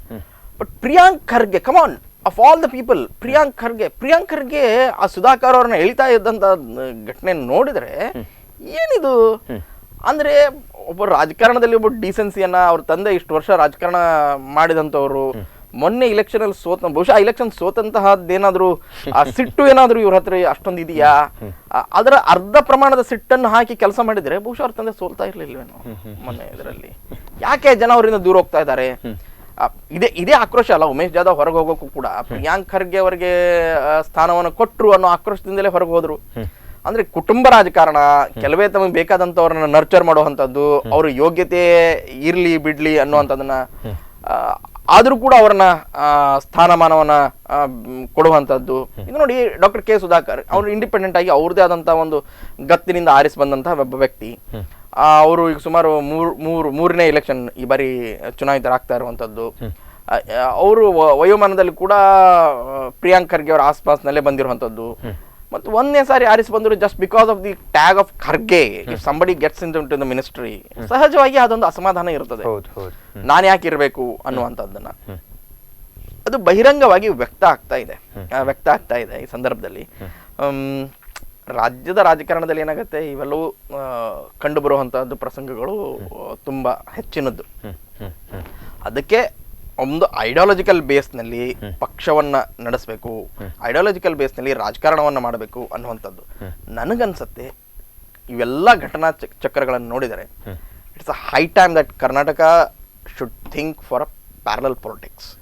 ಪರ್ಯಾಯ ರಾಜಕಾರಣಕ್ಕೆ ನಾವು ಬಹುಶಃ ಅಲ್ಲ, ಪರ್ಯಾಯ ರಾಜಕಾರಣಕ್ಕೆ ಈ ರಾಜ್ಯ ಮುನ್ನುಡಿಯನ್ನು ಬರಿಬೇಕು ಅನ್ನುವಂಥದ್ದು ನನಗನ್ಸುತ್ತೆ. ಈ ಸಂದರ್ಭದಲ್ಲಿ ವಿರಾಮವನ್ನು ತೆಗೆದುಕೊಳ್ಳೋಣ. ಈಗಾಗಲೇ ಹೇಳಿದ ಹಾಗೆ ವೀಕ್ಷಕರೇ, ಅಲ್ಲಿ ನಡೀತಾ ಇದ್ದಂತಹ ಒಂದು ಘಟನೆಗಳು ಕರ್ನಾಟಕ ರಾಜ್ಯದ ಒಂದು ರಾಜಕೀಯ ಏನಿದೆ ಇದಕ್ಕೆ ಒಂದು ರೀತಿಯ ಕಳಂಕ.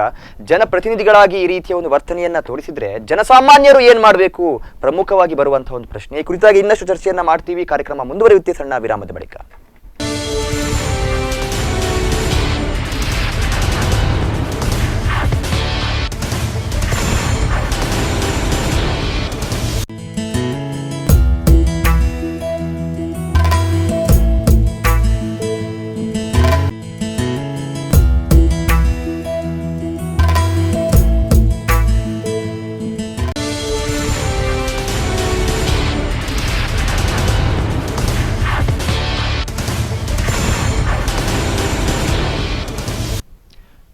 ವಿರಾಮದ ಬಳಿಕ ಮತ್ತೆ ಪ್ರೈಮ್ ಟೈಮ್ ಡಿಬೇಟ್ಗೆ ಸ್ವಾಗತ. ಈಗಾಗಲೇ ಹೇಳಿದ ಹಾಗೆ ಸರ್ಕಾರವನ್ನ ಉಳಿಸುವಂತ ನಿಟ್ಟಿನಲ್ಲಿ ಕಾಂಗ್ರೆಸ್ ಪಕ್ಷ ಆಗಿರ್ಬೋದು, ಜೆಡಿಎಸ್ ಪಕ್ಷ, ಮೈಸೂರು ಸರ್ಕಾರದ ಮುಂದಿರುವಂತಹ ಪ್ರಮುಖ ನಿಲುವುಗಳು ಯಾವುದು?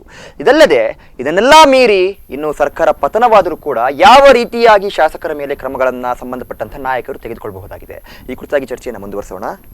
ಸರ್, ಮತ್ತೆ ಕಾರ್ಯಕ್ರಮಕ್ಕೆ ಸ್ವಾಗತ. ಸರ್, ಈಗಾಗಲೇ ಹೇಳಿದ ಹಾಗೆ ಈಗ ಅಂತಿಮವಾಗಿ ಶಮನ ಮಾಡೋಕೆ ಎಲ್ಲ ಪ್ರಯತ್ನವನ್ನ ಮಾಡಿದ್ದಾರೆ, ಬಂಡಾಯವನ್ನ. ಇದ್ಯಾವುದು ಕೂಡ ಫಲವನ್ನ ಕೊಟ್ಟಿಲ್ಲ. ಹೀಗಂತ ಸುಮ್ಮನೆ ಕುಳಿತುಕೊಳ್ಳುವಂತಹವರು ಕೂಡ ಅಲ್ಲ ಪ್ರಮುಖವಾಗಿ. ಸೊ ಎಲ್ಲೋ ಒಂದು ಮಾತುಗಳು ಕೇಳಿ ಬರುತ್ತೆ, ಕಾನೂನಾತ್ಮಕವಾಗಿ ಶಾಸಕರ ವಿರುದ್ಧ ದೇವೇಗೌಡರು ಶಸ್ತ್ರವನ್ನ ಹೂಡ್ತಾರೆ ಅನ್ನುವಂಥದ್ದು. ಏನು ಶಸ್ತ್ರ ನೋಡ್ತಾರೆ, ಏನು ಶಸ್ತ್ರ ಇದು ಅನ್ನುವಂಥದ್ದು ಕಾನೂನಾತ್ಮಕ ರೀತಿಯಲ್ಲಿ ಅನರ್ಹಗೊಳಿಸ್ತಾರಾ ಅಥವಾ ಯಾವ ರೀತಿ? ಅನರ್ಹತೆಗೆ ಆಲ್ರೆಡಿ ಅವರು ಈಗ ತಮ್ಮ ಇದನ್ನ ಕೊಟ್ಟಾಗಿದೆ, ಏನೋ ಪೆಟಿಷನ್ ಅನ್ನು ಕೊಟ್ಟಾಗಿದೆ. ಸ್ಪೀಕರ್ ಮುಂದೆ ಇದೆ. ಅದೇ ಕಾರಣಕ್ಕೆ ನಾನು ಅವ್ರನ್ನ ರಾಜೀನಾಮೆಯನ್ನು ಸ್ವೀಕಾರ ಮಾಡ್ಬೇಕಾ, ಅನರ್ಹತೆಯನ್ನ ಮಾಡ್ಬೇಕಾ, ಎರಡು ಪ್ರಸಂಗಗಳು. ಇದಕ್ಕೂ ಒಂದು ಕಾರಣ ಇದೆ. ಐ ಡೋಂಟ್ ನೋ ಸ್ಪೀಕರ್ ಯಾಕೆ ಆ ರೀತಿ ಮಾಡ್ತಾ ಇದಾರಂತ. ಅನರ್ಹತೆ ಮತ್ತು ರಾಜೀನಾಮೆ ಎರಡು ಪ್ರಸಂಗಗಳಲ್ಲಿ ರಾಜೀನಾಮೆಯನ್ನು ಏನಾದರೂ ಅವ್ನು ಸಬ್ಮಿಟ್ ಮಾಡಿದಂಥ ಸಂದರ್ಭ ಏನಿರುತ್ತದಲ್ಲ, ಅವಾಗ ರಾಜೀನಾಮೆಯನ್ನು ಅಕ್ಸೆಪ್ಟ್ ಮಾಡಬೇಕು ಅಂತಿದೆ. ಆ ಅನರ್ಹತೆಯ ಪೆಟಿಷನ್ ಅಲ್ಲಿ ಅವ್ರಿಗೆ ಬರೋದಿಲ್ಲ ಅದು ಆ ಸಂದರ್ಭದಲ್ಲಿ. ಸಿಂಪಲ್ ಆಗಿ ಹೇಳ್ತೇನೆ, ಈಗ ಅನರ್ಹತೆ ಅನ್ನುವಂಥದ್ದು ಅಂದರೆ ಸಂವಿಧಾನದ ಡಿಸ್ಕ್ವಾಲಿಫಿಕೇಶನ್ ಏನು ಪಕ್ಷಾಂತರ ಕಾಯ್ದೆ ಇದೆಯೋ, ನಿಷೇಧ ಕಾಯ್ದೆ, ಪಕ್ಷಾಂತರ ನಿಷೇಧ ಕಾಯ್ದೆಯಲ್ಲಿನ ಬರ್ತಾ ಇರುವಂಥ ಅಂಶಗಳು ಏನು? ಒಬ್ಬ ವ್ಯಕ್ತಿ ಅಂದರೆ ಒಬ್ಬ ಶಾಸಕ, ಒಬ್ಬ MP ಯಾವ ಸಂದರ್ಭದಲ್ಲಿ ಅವನು ಅನರ್ಹತೆಗೆ ಒಳಗಾಗ್ತಾನೆ ಅನ್ನುವಂಥದ್ದು ಡೆಫಿನೇಷನ್ ಇದೆ. ಏನು ಹೇಳ್ತದಪ್ಪ ಡೆಫಿನೇಷನ್ ಅಂತ ಹೇಳಿ, ಅವನು ತನ್ನ ಪಕ್ಷವನ್ನ ಬಿಟ್ಟು ಇನ್ನೊಂದು ಪಕ್ಷದ ಅಫಿಲಿಯೇಷನ್ ತೆಗೆದುಕೊಂಡ್ರೆ, ಅದರ ಸದಸ್ಯನಾದರೆ, ಬಿ ಫಾರ್ಮ್ ಅಂತ ತೆಗೆದುಕೊಂಡ್ರೆ, ಬಿ ಫಾರ್ಮ್ ಅಲ್ಲ, ಅವರು ಸದಸ್ಯತ್ವನ ತೆಗೆದುಕೊಂಡ್ರೆ, ತನ್ನ ಪಕ್ಷ ಈಗ ಬಿಜೆಪಿಯಿಂದ ಒಬ್ಬನು ಆರಿಸಿ ಬಂದಿರ್ತಾನೆ, ಅವನು ಹೋಗಿ ಕಾಂಗ್ರೆಸ್ಸಿನ ಸದಸ್ಯತ್ವನ ತೆಗೆದುಕೊಳ್ತಾನೆ, ಅಲ್ಲಿಗೆ ಅವನು ಅನರ್ಹ. ಆ ಸಂದರ್ಭದಲ್ಲಿ ಅನರ್ಹತೆನೇ ಆಗ್ತಾರೆ. ಅಂದ್ರೆ ಬಿಜೆಪಿಯ ಮೆಂಬರ್ ಆಗಿ ಚುನಾಯಿತನಾದಂತ ಸಂದರ್ಭದಲ್ಲಿ ಕಾಂಗ್ರೆಸ್ನ ಸದಸ್ಯತ್ವನ ತೆಗೆದುಕೊಳ್ತಾರೆ. ಸೊ ಅನರ್ಹ ಆಗೋದ್ರಿಂದ ಯಾವ ರೀತಿ ಪರಿಣಾಮ? ದೇರ್ ಆರ್ ಅನದರ್ 2-3 ರೀಸನ್ಸ್ ಇದೆ ಅದಕ್ಕೆ. ಇದು ಒಂದು ಅಂಶ. ಆ ರೀತಿಯಿಂದ ಅನರ್ಹತೆಗೆ ಒಳಗಾಗಬಹುದು. ಎರಡನೇ ಪ್ರಸಂಗ ಯಾವಾಗ ಅನರ್ಹತೆ ಆಗ್ತಾನೆ ಅಂತಂದ್ರೆ, ತನ್ನ ಪಕ್ಷ ಕೊಟ್ಟಂತ ವಿಪ್ ಅಂತ ಏನ್ ಕರಿತೀವೋ ಆ ವಿಪ್ ಅನ್ನ ಉಲ್ಲಂಘಿಸಿದರೆ. ಯಾವಾಗ ವಿಪ್ ಅನ್ನ ಎಲ್ಲಿ ಕೊಡ್ಬೇಕು? ಅವರು ಸದನದಲ್ಲಿ ಕೊಡ್ಬೇಕು. ಸದನದಲ್ಲಿ ಕೊಟ್ಟು ನೀನು ವಿಪ್ಗೆ ಜಾರಿ ಆಗ್ಬೇಕಪ್ಪ, ವಿಪ್ ಅನ್ನ ಮೇಂಟೈನ್ ಮಾಡದೇ ಇದ್ರೆ ಅವತ್ತಿನ ದಿವಸ ಅವನು ಡಿಸ್ಕ್ವಾಲಿಫೈ ಆಗ್ತಾನೆ. ಅಂದ್ರೆ ಸದನಕ್ಕೆ ಬರುವಾಗ ಅವನು ವಿಪ್ ಅನ್ನ ಉಲ್ಲಂಘನೆ ಮಾಡ್ತಾನೆ ಅನ್ನುವಂಥ ಪ್ರಸಂಗ ಇದ್ರೆ ಅವತ್ತಿನ ದಿವಸ ಅವನು ಅಲ್ಲಿ ಜಾರಿ ವಿಪ್ ಜಾರಿ. ಅದು ಸದನ ಸಂದರ್ಭದಲ್ಲಿ ಮಾತ್ರ. ಸದನದ ಹೊರಗಡೆ ವಿಪ್ ಅನ್ನ ಜಾರಿ ಮಾಡ್ಲಿಕ್ಕೆ ಬರೋದಿಲ್ಲ. ಹೌದಾ? ಸದನ ಹೊರಗಡೆ ಬರೋದಿಲ್ಲ ವಿಪ್ ಅನ್ನ ಜಾರಿ ಮಾಡ್ಲಿಕ್ಕೆ. ಅದು ಎರಡನೇ ಪ್ರಸಂಗ. ಮೂರನೇ ಪ್ರಸಂಗ ಬರ್ತದೆ ಯಾವಾಗ ಅವರು ಇನ್ನೊಂದು ಪಕ್ಷದ ಜೊತೆ ಗುರುತಿಸಿಕೊಂಡ್ರು ಅಂದ್ರೆ ಏನ್ ಮಾಡೋದು? ಈಗ ಒಬ್ಬನು ಬಿಜೆಪಿಯಿಂದ ಚುನಾಯಿತನಾಗಿರ್ತಾನೆ, ಆದ್ರೆ ಕಾಂಗ್ರೆಸ್ಸಿನ ಒಬ್ಬ ವ್ಯಕ್ತಿಯ ಚುನಾವಣೆ ಪ್ರಚಾರಕ್ಕೆ ಹೋಗ್ತಾನೆ. ಅವನು ಆ ಪಕ್ಷದ ಪರವಾಗಿ ಪ್ರಚಾರವನ್ನ ಮಾಡ್ತಾರೆ, ಅವಾಗ ಡಿಸ್ಕ್ವಾಲಿಫೈ ಆಗ್ತಾರೆ. ಅಂದ್ರೆ ಡಿಸ್ಕ್ವಾಲಿಫಿಕೇಶನ್ಗೆ ಅರ್ಹ ಆಗ್ತಾನೆ, ಅನರ್ಹತೆಗೆ ಅರ್ಹ ಆಗ್ತಾನೆ ಅವನು ಅವತ್ತಿನ ದಿವಸ. ಆಯ್ತಾ?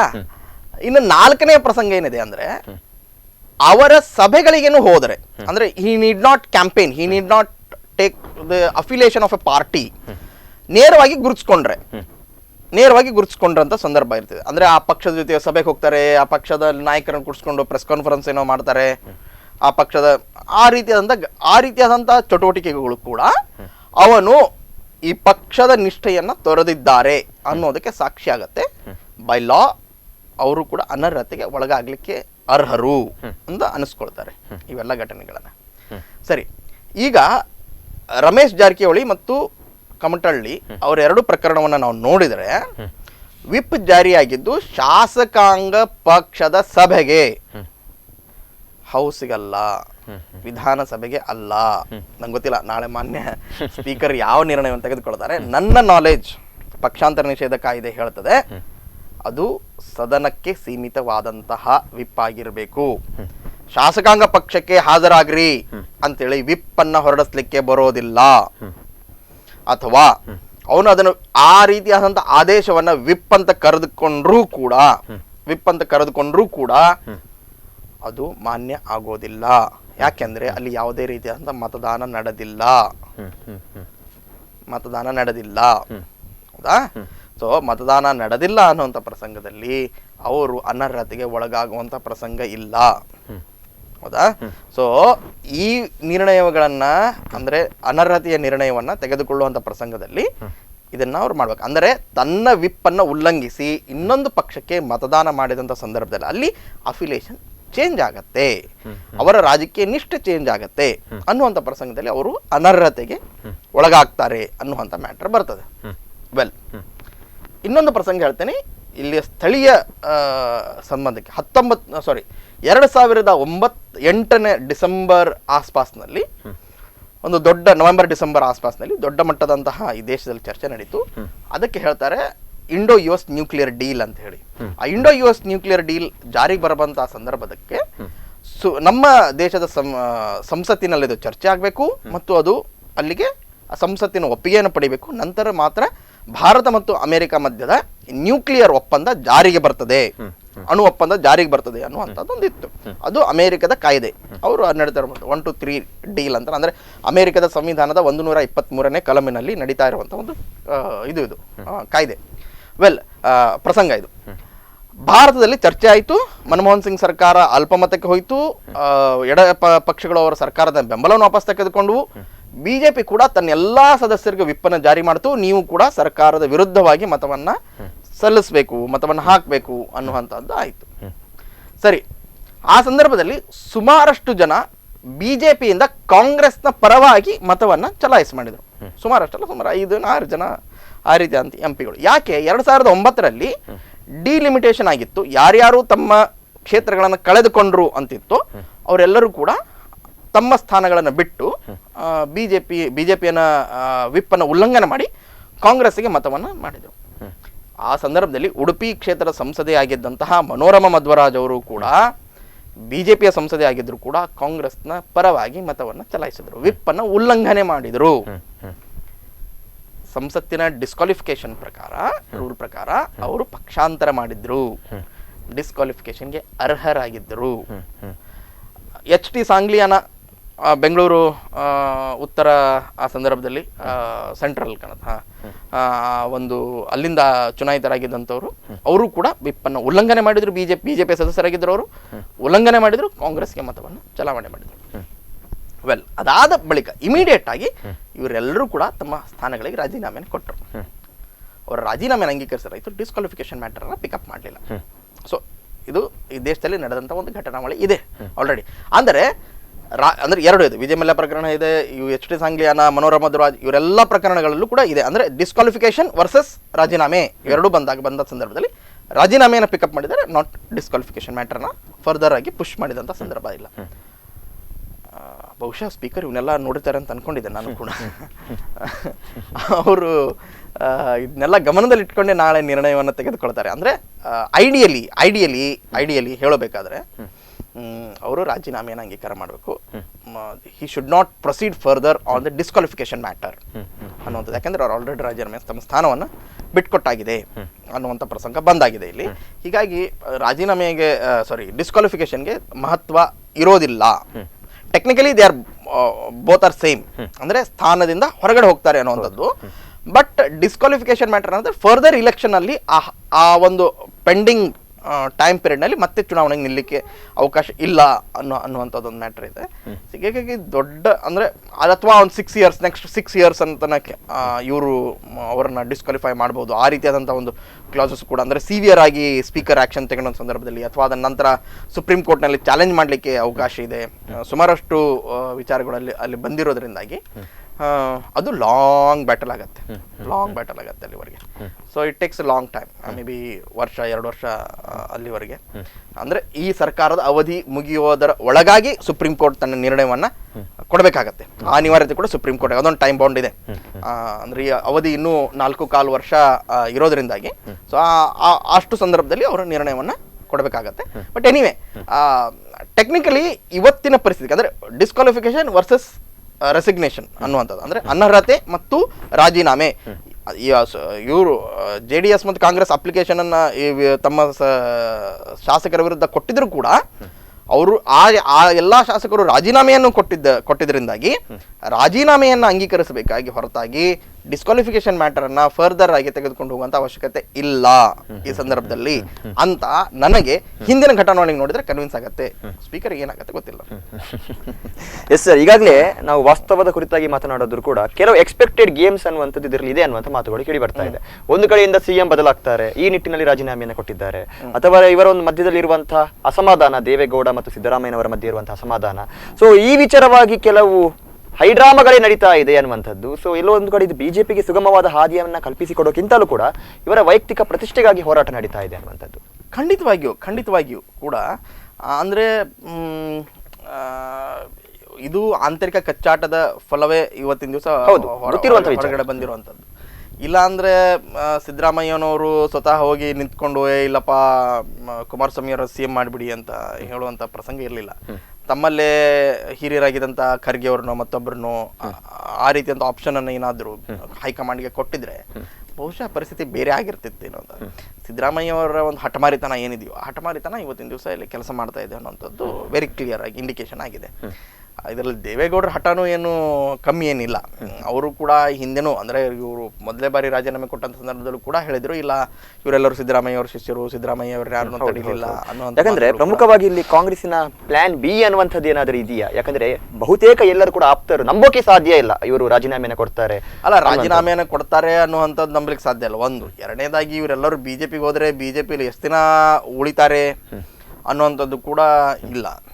ಬಿಜೆಪಿ ಹೋಗ್ಲಿ ಅಂದ್ರೆ ಎಲ್ಲಿ ಹೋಗ್ತಾರೆ? ಇವರೆಲ್ಲ ಇಂಡಿಪೆಂಡೆಂಟ್ ಆಗಿ ಆರಿಸ್ ಬರ್ತಾರ ನಾಳೆ? ಇವೆಲ್ಲ but they are all capable.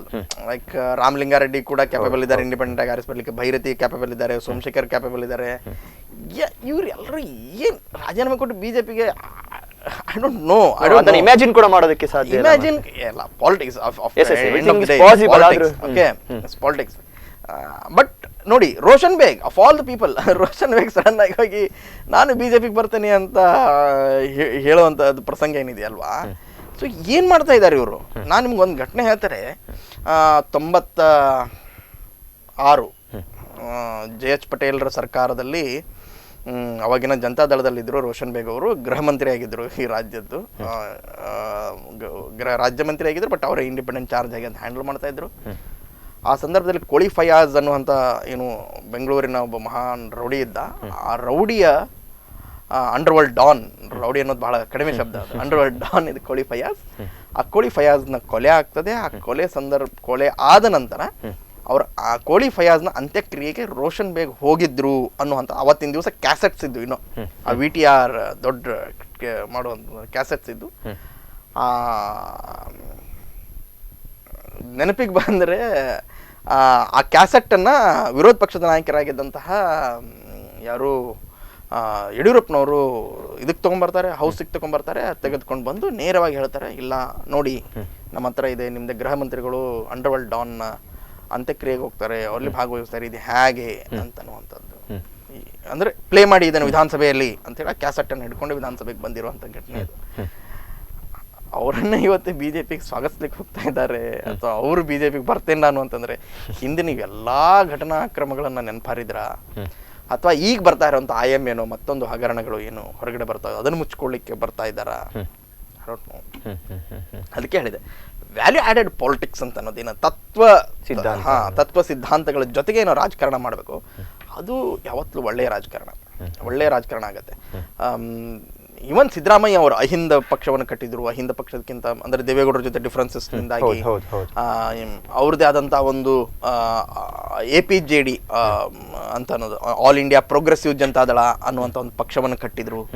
ಆ ಪಕ್ಷವನ್ನ ಕಟ್ಟಿ ಕೆಲವೇ ದಿನಗಳ ಕಾಲ ನಡೀತಾ ಇತ್ತದು, ವರ್ಕೌಟ್ ಆಗಲ್ಲ ಅನ್ನುವಂಥದ್ದು ಕನ್ವಿನ್ಸ್ ಆದಂಥ ಸಂದರ್ಭದಲ್ಲಿ ಕಾಂಗ್ರೆಸ್ನ ಸೇರ್ತಾರೆ. ಆ ಸಂದರ್ಭದಲ್ಲಿ ಧರ್ಮ್ ಸಿಂಗ್ ಒಂದು ಮಾತನ್ನ ಹೇಳ್ತಾರೆ, ಬಹಳ ಒಳ್ಳೆ ಮಾತದು. ಹೇಳಿದ್ರು, ಸಿದ್ದರಾಮಯ್ಯ ಅವರೇ ನೀವು ಅಲ್ಲೇ ಇರ್ರಿ, ನೀವು ಅಲ್ಲೇ ಇದ್ರೆ ಅದು ನಿಮಗೂ ಶೋಭೆ ನಮಗೂ ಶೋಭೆ, ನೀವು ಇಲ್ಲಿ ಬರೋದಲ್ಲ ಅಂತ ಹೇಳಿದ್ರು. ಅಂದ್ರೆ 40-45 ವರ್ಷಗಳ ಒಂದು ರಾಜಕಾರಣದಲ್ಲಿ ಇನ್ನೊಂದು ಪಕ್ಷವನ್ನ ಹೀನಾಮಾನವಾಗಿ ನೀವು ಬೈತೀರಾ, ಸಡನ್ ಆಗಿ ಒಂದು ನೈಟ್ ನಲ್ಲಿ ಅವ್ರನ್ನ ಹೋಗಿ ಒಪ್ಕೊಂಡ್ಬಿಡ್ತೀರಾ, ನಾನು ಅದ್ರ ಅಲ್ಲಿ ಲೀಡರ್ ಆಗ್ತೇನೆ ಅಂತ ಒಪ್ಕೊಳ್ತೀರಾ. ಸೊ ಏನಿದು ಐಡಿಯಾಲಜಿಕಲಿ ಎಲ್ಲಿ ನಿಂತ್ವಿ ನಾವು ಅನ್ನುವಂಥದ್ದು. ಅಂದ್ರೆ ಆ ಒಂದು ತತ್ವ ಸಿದ್ಧಾಂತಗಳ ರಾಜಕಾರಣದ ಮಾತೇನು ಬರ್ತದಲ್ಲ ಅದೇನೂ ಇಲ್ಲ. ಇಲ್ಲಿ ಜಾತಿ, ಹಣ ಇವೆರಡೂ ಕೂಡ ಪ್ರಧಾನವಾಗಿ ಕರ್ನಾಟಕದ ರಾಜಕಾರಣವನ್ನ ತಿಂದು ಹಾಕಿದೆ. ಇಲ್ಲಿ ತತ್ವಶಃ ರಾಜಕಾರಣ ಮಾಡುವಂತಹದ್ದು ಈ ರಾಜ್ಯದಲ್ಲಿ ಮುಗಿದು ಹೋಗಿದಂತಹ ಘಟನೆ.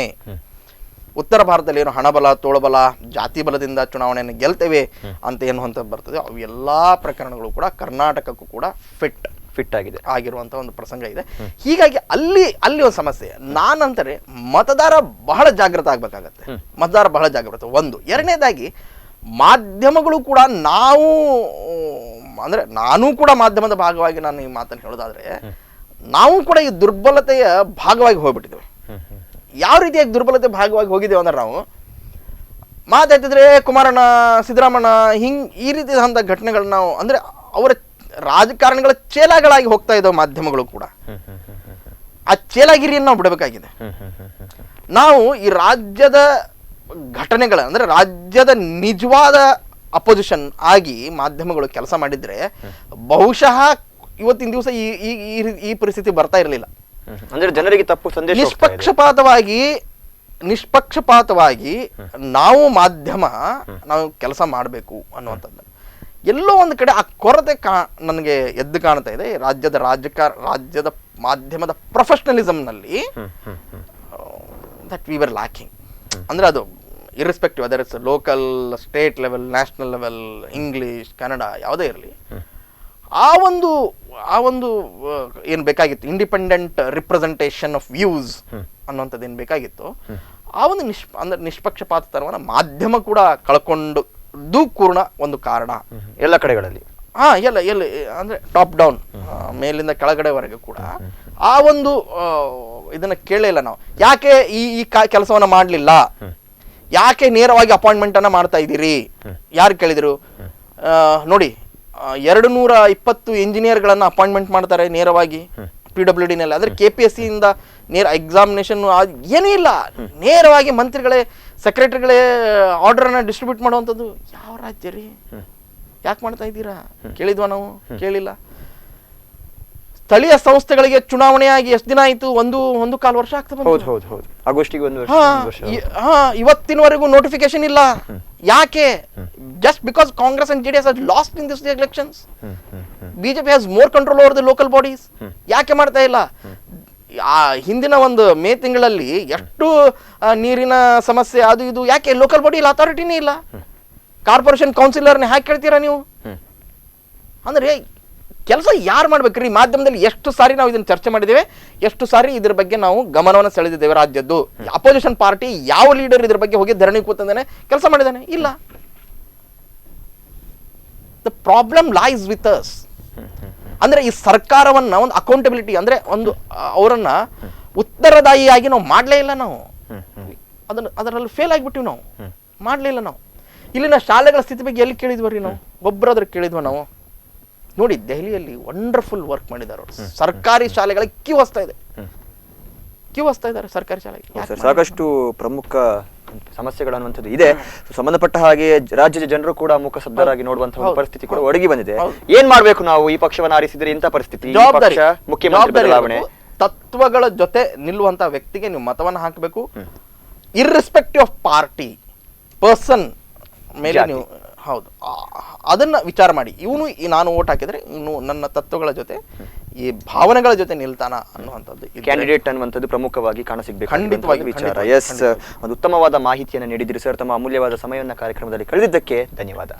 ಎಸ್, ಈಗಾಗಲೇ ಹೇಳಿದ ಹಾಗೆ ರಾಜ್ಯದಲ್ಲಿ ಆಗ್ತಾ ಇರುವಂತಹ ಸಂಚಲನ ಏನಿದೆ, ಇದಕ್ಕೆ ಸಂಬಂಧಪಟ್ಟ ಹಾಗೆ ಅಂತಿಮವಾದ ಕ್ಲೈಮ್ಯಾಕ್ಸ್ ಏನು ಅನ್ನುವಂಥದ್ದು ಕೂಡ ಗೊತ್ತಿದ್ರೂ ಕೂಡ ಗೊತ್ತಿಲ್ಲದೆ ಇರುವಂತಹ ಸತ್ಯವಾಗಿ ಉಳಿದಿದೆ. ಅಂತಿಮವಾಗಿ ಏನಾಗುತ್ತೆ, ಒಂದು ಸ್ಪೀಕರ್ ಅವರು ಯಾವ ರೀತಿಯ ನಿರ್ಣಯವನ್ನು ತೆಗೆದುಕೊಳ್ತಾರೆ, ಅಥವಾ ನಾಳೆ ನಡೆಯುವಂತಹ ಒಂದು ಅಧಿವೇಶನದಲ್ಲಿ ಯಾವ ರೀತಿಯ ಪ್ರಮುಖವಾದ ನಿರ್ಣಯಗಳು ಹೊರಗಡೆ ಬರುತ್ತೆ, ಎಲ್ಲವನ್ನ ಕೂಡ ಎಲ್ಲರೂ ಕುತೂಹಲದಿಂದ ಕಾದು ನೋಡಬೇಕಾಗಿರುವಂತಹ ಒಂದು ಪರಿಸ್ಥಿತಿ ಒಂದು ವಾರದಿಂದ ಇದೇ ನಡೀತಾ ಇದೆ.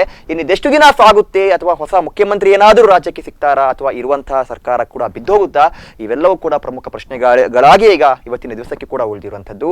ಸೊ ಇದಾಗಿರುತ್ತೆ ಇವತ್ತಿನ ವಿಶೇಷ. ನಿರಂತರ ಸುದ್ದಿ ಮತ್ತು ಮನೋರಂಜನೆಗಾಗಿ ನೋಡ್ತಾ ಇರಿ ಸ್ಪಂದನ.